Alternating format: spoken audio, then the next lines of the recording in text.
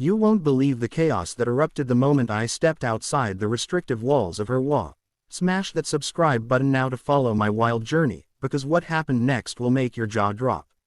From the moment I signed the papers for my new house outside the overly pristine, cookie-cutter neighborhood, I sensed the storm brewing even before I stepped foot on the property. Little did I know, Karen, the self-appointed queen of the HOA, had been monitoring the property listings like a hawk, her perfectly manicured lawn a symbol of her obsessive control over every inch of her neighborhood, and the second she saw my address pop up, the call came, shrill and furious, like a siren piercing the calm of my early evening. You realize you're trespassing against our community values. She screamed into the phone, her voice dripping with entitlement and anger, and I tried to explain patiently that technically I was not part of her HOA, that I had simply found a place that suited me outside her tiny empire of rules, but that only seemed to fuel her fury, as if my independence was a personal attack, and within days, she was at my door, knocking like a storm, demanding to know why I would dare live in the area she considered hers. And when I answered calmly, she leaned in close, her face red with indignation. We'll seize you by force if we have to. She spat, and I realized immediately this was not about the house or the lawn. It was about control, about power, about a woman who had never experienced someone defying her mandates. And as I watched her storm off, muttering threats that seemed almost cinematic in their absurdity, I felt a thrill of liberation mixed with a tinge of fear. And over the next few days, the harassment escalated in ways I couldn't have imagined. Mysterious letters left at my doorstep filled with legal jargon that made no sense. Surveillance cameras suddenly appearing on my property line as if she had a direct line to every hardware store in the county. And a strange sense of being watched at all hours that turned my initially peaceful evenings into tense sessions of vigilance. And then came the neighbors, some sympathetic, some amused, whispering about Karen's past escapades, stories of petty tyrannies, of HOA rules enforced with militaristic precision, of people who had dared to paint their doors the wrong color or trim a hedge without approval, and I realized I was stepping into a legacy of obsession and control that had gone unchecked for decades.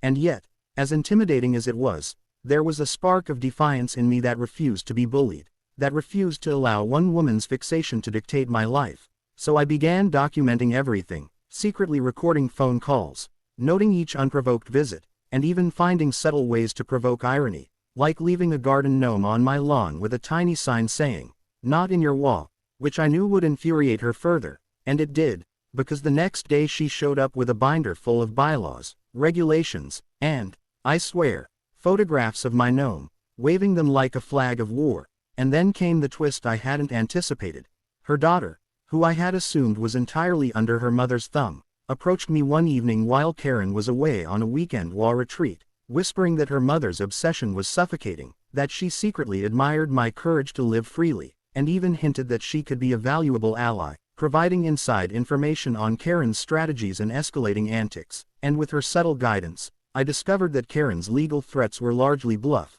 that the HOA itself had little authority outside its gated borders, and that the real power was her psychological manipulation. And armed with this knowledge, I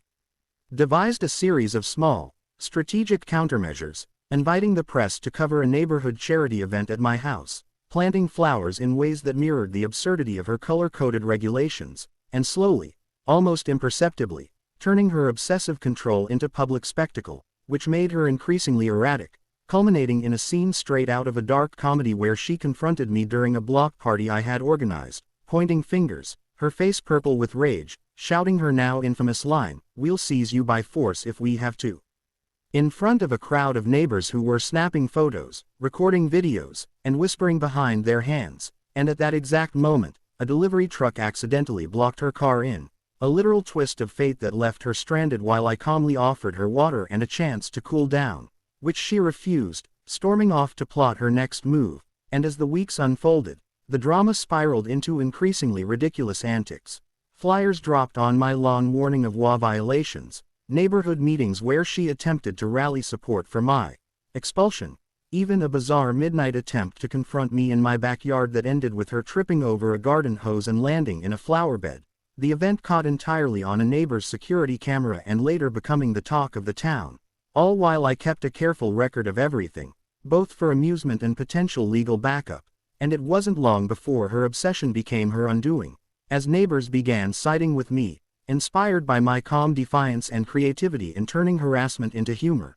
And even some former allies of hers started questioning her motives, realizing that Karen's wrath was less about community standards and more about personal vendetta. And then came the most shocking twist. Karen herself became subject to HOA investigation after a complaint about her aggressive behavior, the irony so thick it could be sliced and served at the next block party. And as she faced potential censure, I threw a small celebration with friends, laughing about the absurdity of it all while planting a tree in my yard, a symbol of roots, freedom, and my refusal to live under someone else's tyrannical gaze. And yet, even in victory, I remained cautious, because Karen's unpredictability was the only constant, and the story of her losing it over my house became an infamous tale, told and retold at neighborhood gatherings, online forums, and even a few local news segments. The lesson clear. Sometimes, standing firm against a relentless force of entitlement requires patience, strategy, and a willingness to find humor in chaos. And in the end, I realized that my small act of independence, buying a house outside her HOA, had ignited a chain reaction, a mix of comedy, terror, and triumph that I could never have predicted. And as I look out over my peaceful, slightly rebellious garden, I know that Karen's screaming threat, "We'll seize you by force if we have to,"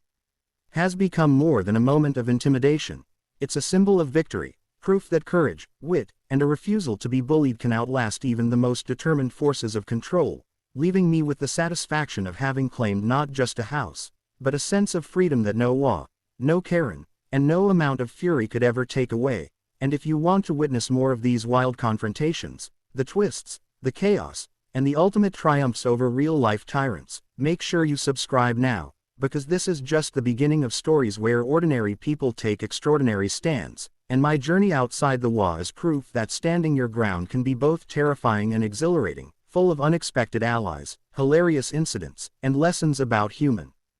behavior that are worth seeing unfold in real time. And even as I write this, I can't help but chuckle at how far one person's obsession can go, how one gnome, one house, one simple act of choosing freedom can provoke a hurricane of absurdity. And yet, through it all, I've learned that patience, documentation, humor, and strategic thinking are your best weapons, and that in the war between entitlement and independence, the latter always has the potential to win, especially when approached with creativity, calm, and a sense of purpose. And as Karen continues to plot, I continue to live, laugh, and cultivate my little oasis just beyond her grasp, knowing that no matter what twists or tantrums come next, the story of her losing it over my house will forever stand as a testament to the power of standing up, the thrill of nonconformity, and the strange, twisted comedy of suburban life that is both infuriating and unforgettable.